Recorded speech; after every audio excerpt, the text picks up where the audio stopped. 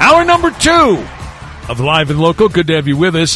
This, of course, an ominous day in the world's history because Russia is in the midst of a full-scale invasion of Ukraine. How did we get to this point? How do we get out of this? Is there an off-ramp for either Ukraine or Russia and or the world? Let's check in with John Kovacs, conservative candidate for Congress in CD3, and he joins us.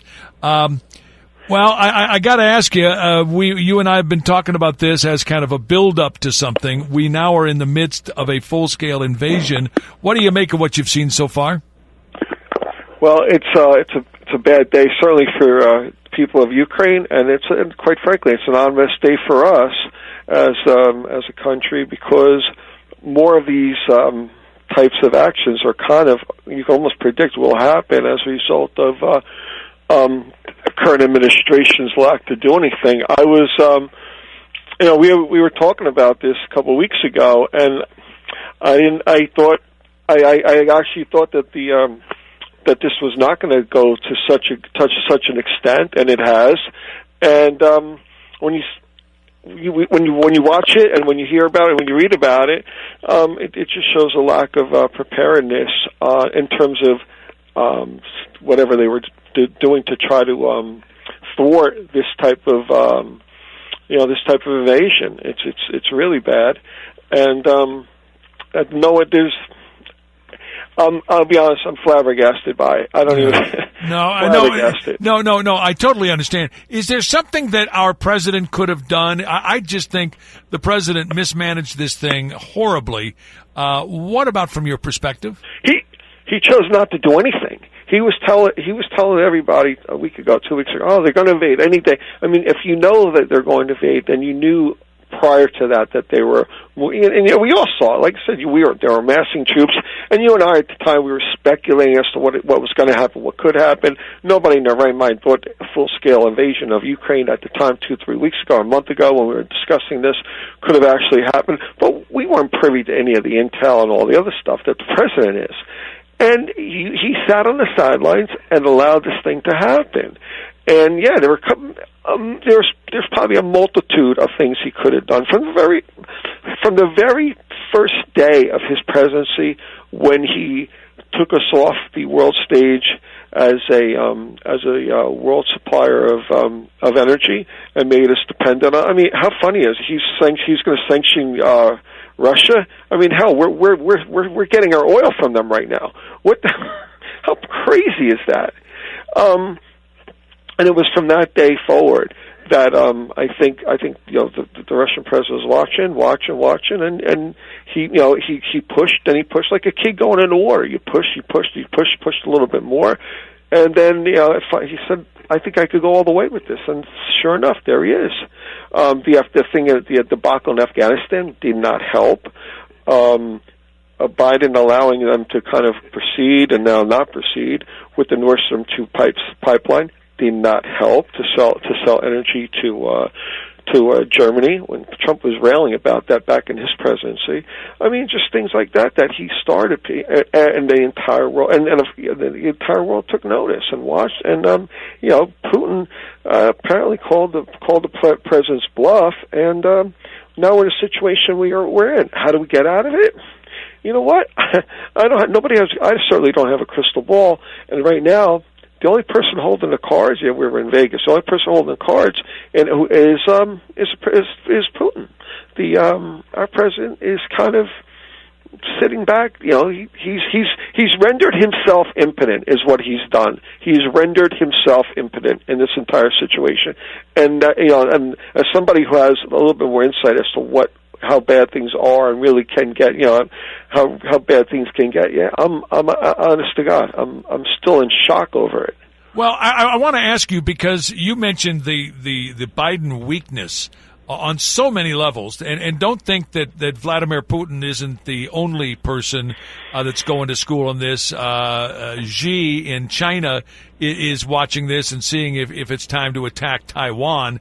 Can you do one of those compare and contrast deals with Trump's strength, Biden's weakness, and what the difference is? Oh, absolutely. Yeah, absolutely. Because if Trump was president right now, as this thing was heating up, you know what Trump would have done? He would have gotten a plane and met with the guy, just like he went in North Korea. You know what happened in North Korea? The missile stopped. Trump would have met with the guy because Trump had nothing to do. I mean, if you look at the history between the United States and Russia, yeah, there was a Cold War and all that, yes, but look at the history between the United States and Japan. We dropped 2 atomic bombs on them, and you know what? They're one of our best allies right now. So the United States, was never really at war. There was no killing of one people by the other. Matter of fact, in World War II, they were allies against the Germans, and who we are now allies with. So I would have definitely seen, when we compared it to. First of all, I don't think Putin would have made a move against Ukraine with Trump as president. And second, look at all the. I'm going to use this word purposefully. Look at all the hanky panky that went on with Putin. With Biden's son, and Ukraine. Those people, Putin knows that. He knows what went on there between that family and Ukraine, and he says it's a goddamn joke. And he's looking at it. He goes, "Of course they're not going to do a goddamn thing. They're knee deep in all this stuff themselves." And sure enough, so to compare the two, and there would not be an invasion right now with Trump being president. And if there was, and if things got out of hand, Trump would have gotten a plane. I'm telling you, because what he did in North Korea, that was unprecedented.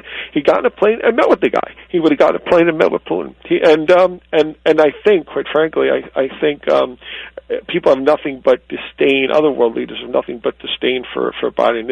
We're back. We're back for what? He's president. He tells the country we're back, and everybody's laughing at him. And people on the world stage are laughing at him because, he's back. The incompetents are back, which is true. And look what you have. You have a debacle on us. We can't even defend our own border. We're going to defend somebody else's. Yeah. If it wasn't so sad, it's pathetic. Again, John Kovacs joining us, conservative candidate for Congress in CD3. Beginning today, the great conservative movement continues. This time, I believe it's in Orlando. CPAC this weekend. And this is always refreshing because I always feel better after this, whether Donald J. Trump is keynoting, as he is this weekend, or not. This is a great gathering of conservatives. That is correct. Actually, I have plans to be in Orlando this weekend to coincide with that, and hopefully I'll get to see some of those great speakers as well. But it's in this state right now. It's actually, for Republicans like myself, it's like the shimmer of hope, the glimmer of light that we have. We have some very good Republican candidates across the country that are going to be running, and we're poised to take back the House, and not just take back the House and the Senate, all that for the sake of doing it, but really to turn, like I've been preaching actually, to really turn the country around, because the country really has gone way off track, gone off the rails. We are not the same country we were.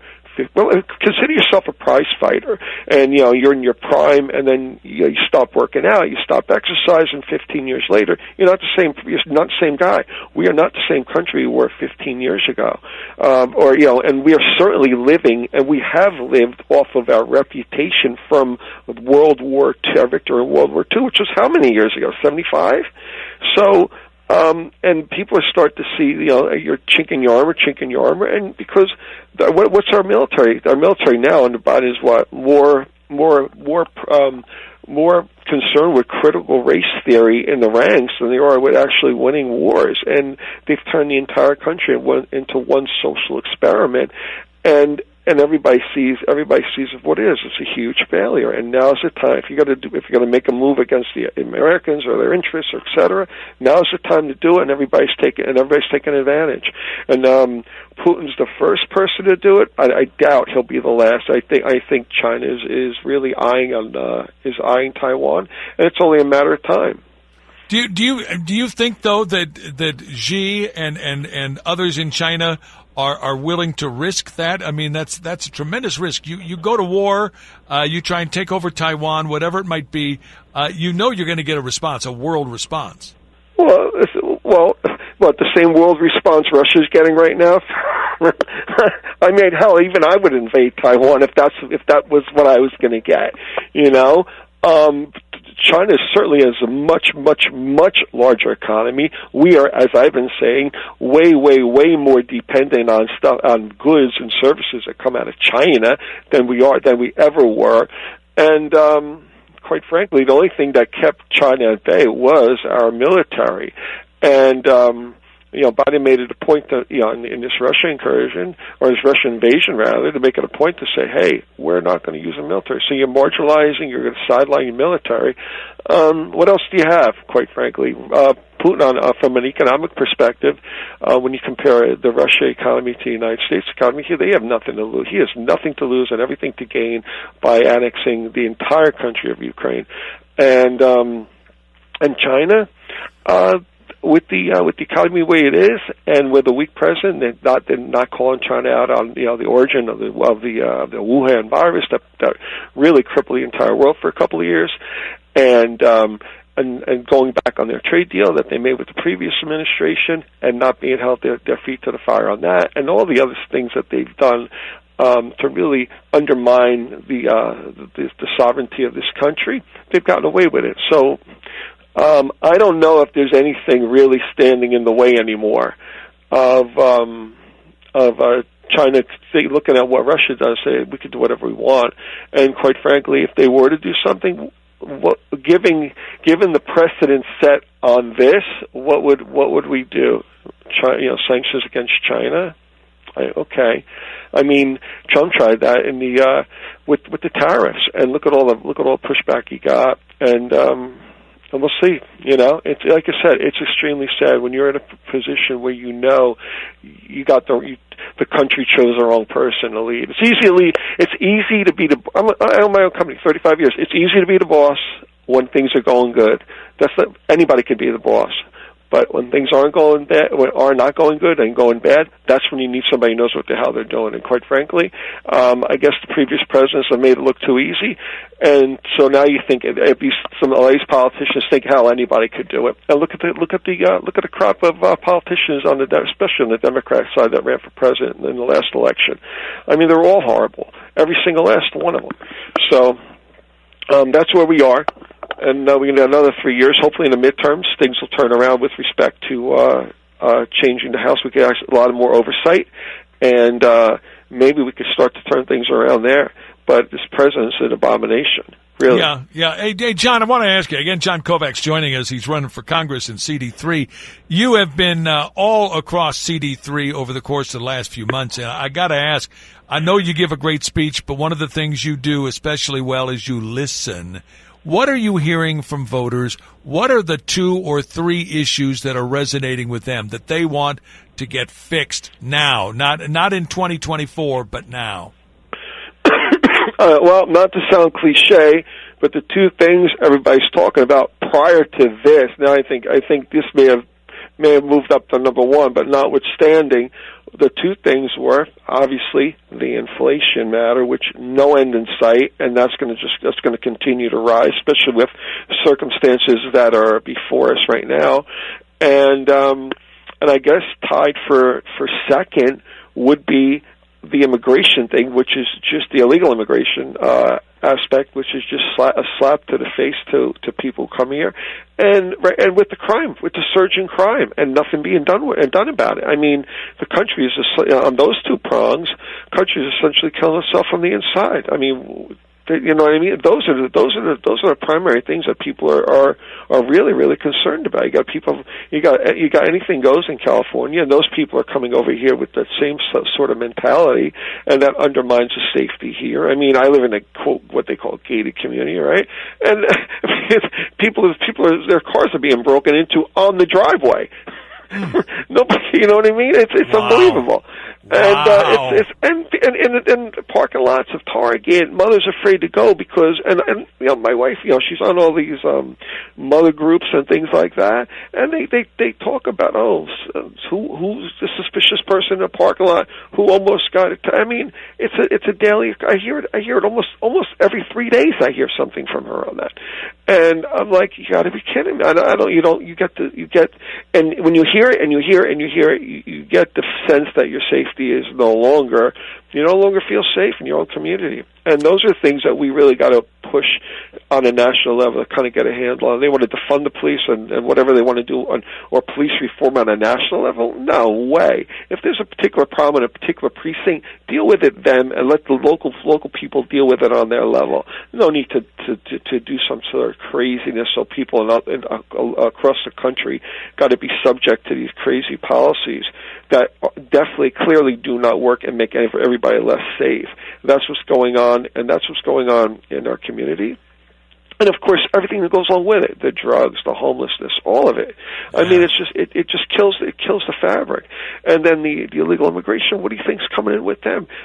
Every single one of those people, they didn't do the noble thing and walk up and walk the 3,000 miles all by themselves. Hell no. They took 5,000 or 6,000 out of the bank. They gave it to some what they call a coyote, right?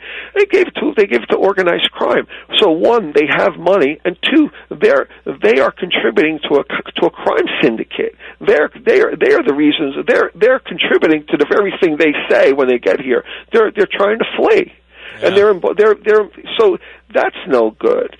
Like I said, those are the things I hear, and then of course people, and I'll say this, and then I'll let you, really, really quick. Election integrity. People are like, okay, I see all these things. I want to vote for the right people. I still don't think my vote's safe because of what went on. We're mailing votes to everybody. We've legalized, and I know Governor Sisolak gave a state of the state yesterday, but I know they've legalized essentially ballot harvesting, which was up until now illegal to do for obvious reasons, and there still isn't any